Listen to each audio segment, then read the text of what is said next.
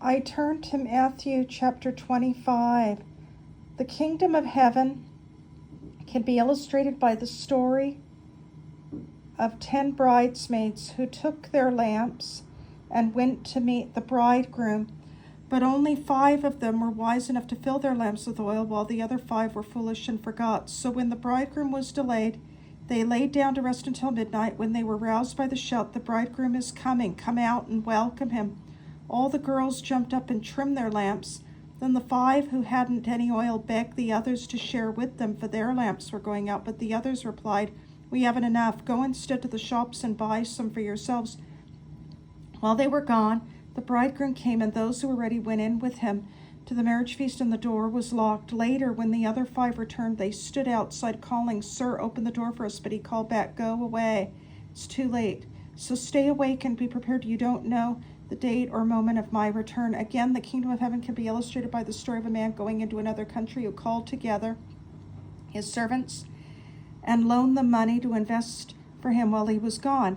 He gave 5,000 to one, 2,000 to another, and 1,000 to the last, dividing it in proportions.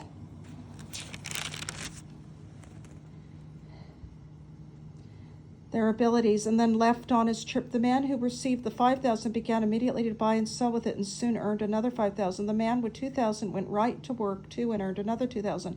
The man who received the 1,000 dug a hole in the ground and hid the money for safekeeping. After a long time, their master returned from his trip and called them to him to account for his money. The man to whom he had entrusted 5,000 brought him 10,000. His master praised him for good work. "You've been faithful in handling this small amount." He told him, "I will give you many more responsibilities. Begin the joyous tasks I have assigned to you." Next came the man who had received the 2,000 with the report, "Sir, you gave me 2,000 to use, and I've doubled it." "Good work," his master said. "You are a good and faithful servant. You've been faithful over this small amount, so now I'll give you much more." Then the man with the 1,000 came and said, "Sir, I knew you were a hard man, and I was afraid you would rob me of what I earned. So I hid your money in the earth, and here it is."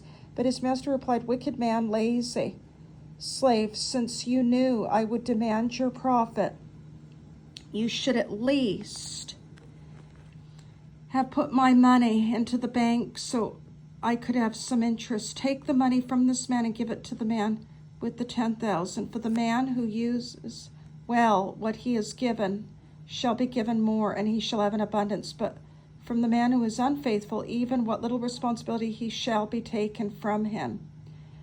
And throw the useless servant out into outer darkness. There will be weeping and gnashing of teeth. But when I, the Messiah, shall come in my glory, and all the angels with me, then I shall sit upon my throne of glory, and all the nations shall be gathered together before me, and I will separate the people as a shepherd separates the sheep from the goats, and place the sheep at my right hand and the goats at my left. Then I, the king, shall say to those at my right, "Come, blessed of my Father, into the kingdom prepared for you from the founding of the world.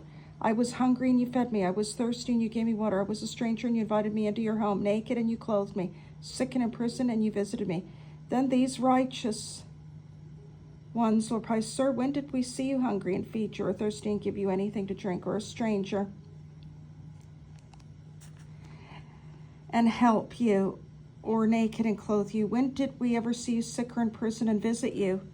And I, the king, will tell them, "When you did it to these, my brothers, you were doing it to me." Then I will turn to those on my left and say, "Away with you, you cursed ones, into the eternal fire, prepared for the devil and his demons. I was hungry, you wouldn't feed me; thirsty, you wouldn't give me anything to drink; a stranger, and you refused me hospitality; naked, and you wouldn't clothe me; sick and in prison, and you didn't visit me."